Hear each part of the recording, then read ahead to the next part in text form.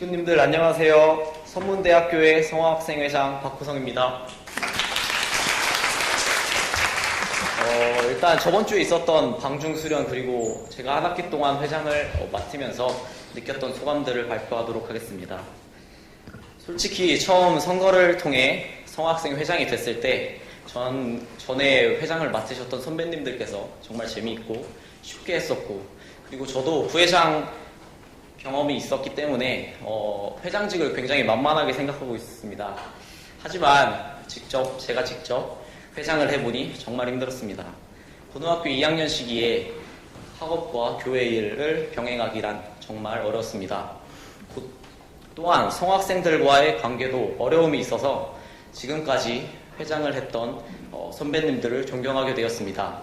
바쁜 고의, 다른 이런저런 이유를 핑계로 이전 수련을 참석하지 못했는데, 이번 성학생 수련, 방중 수련을 통해 우리 선문 성화들과 재미있게 보내 서먹한 부분들을 해결하고 싶어서 책임감을 가지고 참석을 하게 됐습니다.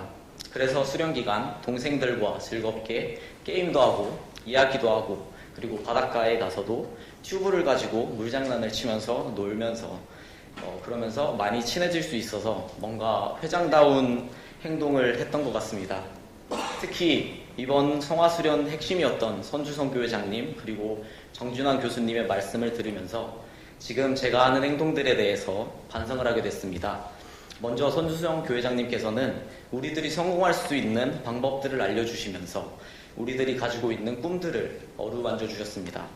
그리고 정준환 교수님께서는 우리가 왜 하늘 부모님과 그리고 참부모님을 알아야 하며 무엇이 꼭 필요한 것들인지에 대해서 말씀해 주시며 지금 성화학생들이 현재에 머물지 않도록 경각심을 갖게 해주셨습니다.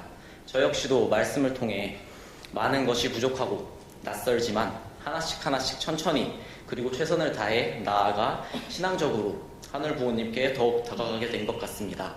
또 소심하고 낯을 가리는 성격을 가지고 있었던 저에게 리더십과 적극적인 성격을 배울 수 있게 되었습니다.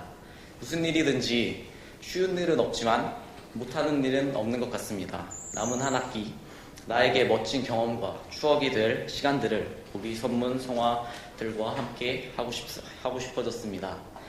성화학생 수련을 위해 물심양면으로 도와주신 목사님, 식구님들, 일본 선교회에 진심으로 감사드리고 2박 3일의 시간 동안 하늘 부모님과 참 부모님을 생각하게 하고 수수작용을 통해 하나 되는 선문 성화가 될 수 있어서 행복했습니다. 겨울에 있는 성화 수련에 많은 성화학생들이 함께 할 수 있도록 부모님들께서도 많이 보내주시면 감사드리겠습니다. 더 성장하는 성화학생회가 되겠습니다. 감사합니다.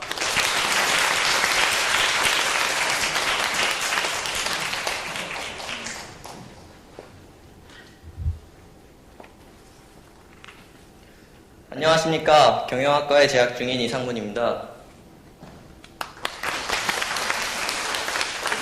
저는 이번 방학에 교수님의 추천으로 알래스카 코디악에서 개최되는 NOCP라는 해양 챌린지 프로그램에 참여하고 돌아왔습니다. 처음엔 가고 싶다는 마음이 앞섰지만 한편으로 망설여졌습니다. 비용도 많이 들고 여러 가지 절차도 복잡하고 영어 에세이를 써서 보내야 하는 등 신경 써야 하는 부분들이 많았습니다. 특히 참부모님의 해양 섭리를 왜 멀리까지 가서 느껴야 하나 싶었습니다. 솔직히 저는 교회에 대해선 잘 모릅니다. 할아버지, 할머니와 어머니께서 열심히 정성 들이시고 신앙생활을 하고 계셨지만 저는 관심이 없었기 때문입니다. 어머니께서는 저를 중학교 때부터 카프형 누나들과 어울리게 하시고 40일 프리 STF를 다녀오게 하시는 등 교회 안에서 놀게 하셨지만 저에게는 그게 다였습니다. 그래서였는지 저는 참부모님의 섭리나 우리들의 사명 같은 것들에 대해서 생각해보지 못했었습니다. 비행기에 오르자 머릿속에선 왜 18시간이나 비행기를 타고 거기를 가야 하나 싶었습니다. 하지만 어느덧 알래스카 공항에 도착을 하고 밖으로 나가보니 그 모든 고민과 생각들은 싹 사라져버렸습니다. 지금까지 실제로 한 번도 보지도 못했던 정말 사진이나 영화 속에서만 봤던 풍경들이 제 눈앞에 펼쳐진 것이었습니다. 어찌 저리도 아름다울 수 있는지 21일이라는 프로그램 기간 동안 매번 저는 감탄했습니다. 왜 자연이 중요한지 느낄 수 있었습니다.